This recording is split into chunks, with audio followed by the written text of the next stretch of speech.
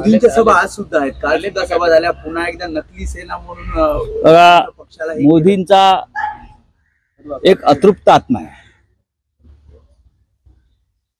आणि तो आत्मा महाराष्ट्रात भटकतो आहे.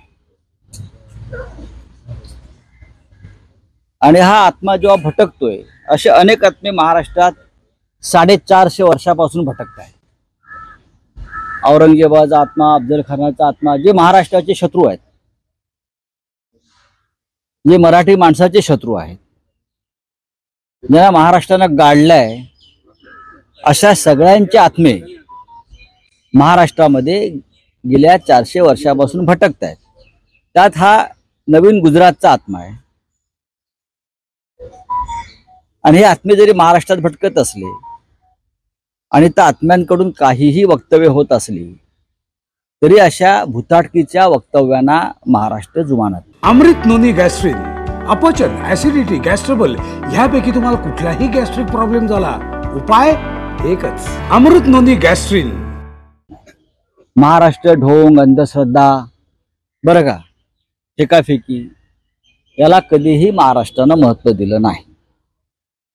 महाराष्ट्र हा ज्याला एक पवित्र आत्मा म्हणतो अशा लोकांचा प्रदेश आहे. इथे छत्रपती शिवाजी महाराज जन्माला आले, इथे डॉक्टर बाबासाहेब आंबेडकर जन्माला आले, म्हणजे सुपुत्र आहेत ते महाराष्ट्राचे. काल मोदीजी होते, पुढे पुण्यात होते ना. डॉक्टर आंबेडकरांचा त्यांनी उल्लेख तरी केला का साधा भाजपच्या नेत्यांनी? कारण त्यांना डॉक्टर आंबेडकरांवरती राग आहे, त्यांना डॉक्टर आंबेडकरांचं संविधान बदलायचं आहे, म्हणून त्याचे आत्मे महाराष्ट्रात भटकत आहेत.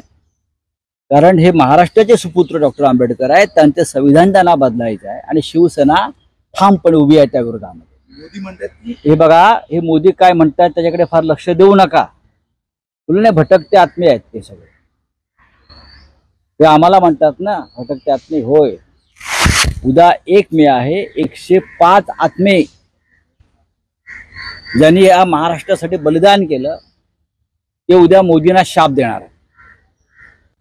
कारण मोदींनी जेवढं महाराष्ट्राचं आणि मराठी माणसाचं नुकसान केलंय तेवढं आतापर्यंत कोणी केलं नसेल. त्याच्यामुळे या अतृप्त आत्म्यांविरुद्ध ही महाराष्ट्राची लढाई आहे. उद्या महाराष्ट्र दिन आहे, उद्या 1 मे आहे. आम्ही सगळे 105 हुतात्म्यांना, या पवित्र आत्म्यांना उद्या आदरांजली वाहू आणि त्यांना सांगू की हे जे आत्मे भटकत आहेत महाराष्ट्र विरोधी, आम्ही त्यांचा बदला घेऊ. बड़बोले नेते कह रहे हैं की 5 पंतप्रधान पद के चेहरे म्हणजे शिवसेने के. मी ते माझ्याविषयी बोललेत माहिती आहे ना. मोदींना 5 चेहरे असले तर काय झालं? तुमच्यासारखा एकच भटकता आत्मा जर बसला प्रधानमंत्री पदावर तर या राज्याची, देशाची भुताटकी होऊन जाईल, स्मशान होऊन जाईल. आमच्याकडे एकापेक्षा जास्त चेहरे आहेत प्रधानमंत्री पदासाठी. आणि हे लोकशाहीतलं सगळ्यात चांगलं आणि उत्तम उदाहरण आहे की एका लोकशाही प्रधान देशामध्ये पंतप्रधान पदासाठी फक्त एक चेहरा नाही तर एकापेक्षा जास्त चेहरे आहेत आणि उत्तम चेहरे आहेत.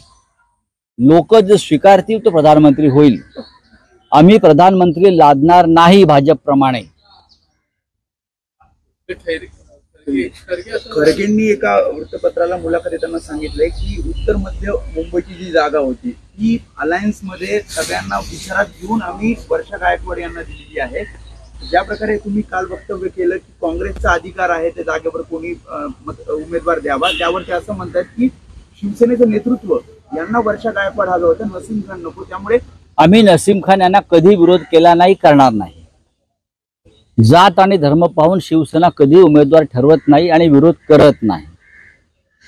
नक्कीच उमेदवारी ठरवताना चर्चा अनेकांशी होत असते. जसं आम्ही सुद्धा अनेक मतदारसंघामध्ये उमेदवार देताना, ठरवताना आमच्या महाविकास आघाडीतल्या मित्र पक्षाची चर्चा केली. कारण एकत्र काम करायचं असतं आपल्याला आघाडीमध्ये की आम्ही हा उमेदवार देतोय, आपली काय भूमिका आहे, त्याच्यावरती मतं घेतात. पण परसेप्शन असं क्रिएट होतं की मुस्लिम उमेदवार. अजिबात नाही. उलट नसीम खान हे वारंवार आम्हाला भेटत होते. नसीम खान हे सुद्धा तितकेच तोला मोलाचे योग्य उमेदवार आहेत. मुंबई काँग्रेसचे ते वर्किंग प्रेसिडेंट आहेत. मला वाटतं ज्येष्ठ नेते आहेत काँग्रेसचे नसीम खान. आणि त्यांनी तयारी सुद्धा केली होती. शेवटी कोणाला उमेदवारी द्यायची हा त्या पक्षाचा प्रश्न आहे. त्यांनी नसीम खान यांना उमेदवारी दिली असती तर शिवसेना नसीम खान यांच्या पाठीशी उभी राहिली असती. आताही जर काँग्रेसला वाटत असेल उमेदवारी बदलावी तो त्यांचा प्रश्न आहे. तुम्ही पॉझिटिव्ह आहात, म्हणजे तुमचा पक्ष पॉझिटिव्ह आहे का नाही? जो काँग्रेसचा, जो महाविकास आघाडीचा उमेदवार आहे तो शिवसेनेचा उमेदवार आहे. आमच्यासाठी सुद्धा महाराष्ट्रामध्ये सर्वच ठिकाणी काँग्रेस त्याच पद्धतीनं काम करते महाविकास आघाडी म्हणून. त्यांचे उमेदवार जर मुंबईत किंवा महाराष्ट्रात कुठे असतील तर आम्ही त्यांच्यासाठी नक्कीच काम करू. पण शेवटी उमेदवारी कोणाला द्यायची हा कांग्रेस वर्किंग कमेटीचा प्रश्न है. सर, पीएम ने भटकती आत्मा करके उल्लेख किया है महाराष्ट्र में आते हुए। देखिए, ये आत्मा जो दिल्ली से और गुजरात से वाया गुजरात महाराष्ट्र में आती है प्रधानमंत्री जी की, वो बार बार महाराष्ट्र में क्यों भटक रही है? इसलिए भटक रही है कि महाराष्ट्र बीजेपी के लिए 4 जून के बाद एक शमशान की तरह होने वाला है. इसलिए उनकी आत्मा महाराष्ट्र में बीजेपी के शमशान की तरह भटक रही है.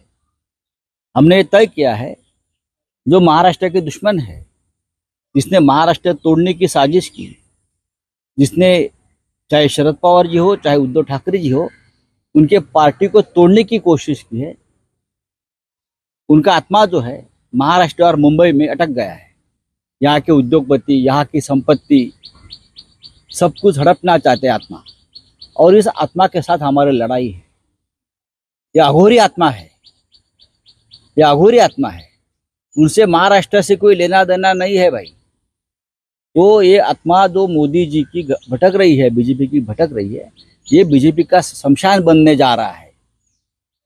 बीजेपी का अंतिम संस्कार अगर कहाँ होगा तो महाराष्ट्र में होने वाला, आप देख लीजिए. सर, बीजेपी जो है हमेशा डेवलपमेंट की बात करती है, बीजेपी ने वुमेन्स को प्राधान्य देने की बात करती है, लेकिन कर्नाटका का जो मुद्दा है जहाँ पे जो है वो सिक्स भारतीय जनता पार्टी एक ढोंग रचने वाली पार्टी है. कर्नाटक में 2800 वीडियो वायरल हो गए हैं एक व्यक्ति के जो बीजेपी के परिवार के सदस्य है. मोदी जी का परिवार कितना बड़ा है देखो, उनके परिवार के सदस्य भी 2800 बलात्कार करते हैं. इतना बड़ा परिवार है और मोदी जी उनके लिए वोट मांगते हैं. ये सिर्फ एक अतृप्त भटकते आत्मा ही कर सकती है और कोई नहीं कर सकता. इस प्रकार का घृणास्पद काम अगर कोई कर सकता है तो एक अतृप्त भटकती हुई आत्मा करती है. और मोदी जो कर रहे हैं, एक बलात्कारी, महिलाओं पर अत्याचार करने वाला एक व्यक्ति के लिए मोदी वोट मांगते हैं जाकर, और मोदी जी उस बारे में, मोदी को दिल में कोई दुख नहीं है. या निवडणुकीमध्ये पंतप्रधान पदाचे उमेदवार राहुल गांधी असतील असं पुन्हा एकदा नाना पटोले बोलले आहेत. जेव्हा आम्ही नाना पटोले यांच्या भूमिकेचं स्वागत करतो. महाविकास आघाडीमध्ये प्रधानमंत्री पदावरून कोणतेही वाद नाहीत.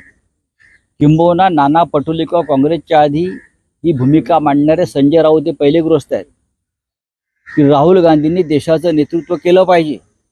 तेव्हा काँग्रेस पक्षामध्ये सुद्धा साशंकता होती. तेव्हा मी सांगत होतो की राहुल गांधी हे देशाचे नेते आहेत आणि त्यांनी देशाचं नेतृत्व केलं पाहिजे. आता अजितदादा बोलले की अतृप्त आत्माचा जो विषय आहे हे मी स्वतः पंतप्रधानांना सुद्धा विचारणार आहे. बघा, हे सगळे लोक जे आहेत, एकनाथ शिंदे असतील, हे तुमचे काय अजित पवार असतील, कुठलेले जे लोक आहेत सगळे, तुम्ही गेल्या 2 वर्षातलं यांचं काम पाहिलं असेल. गुवाहाटीला जातात, तिथे रेडे कापतात, अजून काय करतात, जादूटोणा करतात. हे भटकत्या आत्म्यांची पूजा करतात आणि त्यांना एक भटकता आत्मा मोदींच्या रूपाने मिळालेला आहे. त्याच्यामुळे अजित पवार जे म्हणतायत ते बरोबर आहे. एकीकडे काँग्रेस काही राहिलेली नाहीये, इंडिया आघाडीमध्ये काही दम नाही असं कोण म्हणताय? असं भाजपकडून बोललं होतं. मात्र पंतप्रधान स्वतः महाराष्ट्रात येतात, भाषण करतात. प्रधानमंत्री देशात जिथे जिथे जातात तिथे तिथे ते फक्त काँग्रेसवर हल्ला करतायत. काँग्रेस राहिली नाही. महाराष्ट्रात येतात, शरद पवार आणि उद्धव ठाकरे यांच्यावर हल्ला करतात. शिवसेना नाही आहे ना, नकली सेना आहे, नकली राष्ट्रवादी काँग्रेस आहे. मग ही तुमचे भटकते आत्मे इतके अतृप्त का झाले आहेत, अस्थिर का झाले आहेत? तुम्हाला या भूतांना स्वप्नात सुद्धा शिवसेना का दिसते आहे? जसं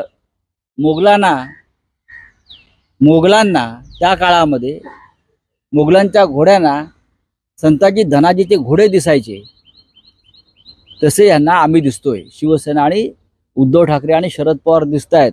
या गुजरातच्या मोगलांना, दिल्लीच्या मोगलांना थँक्यू व्हेरी मच.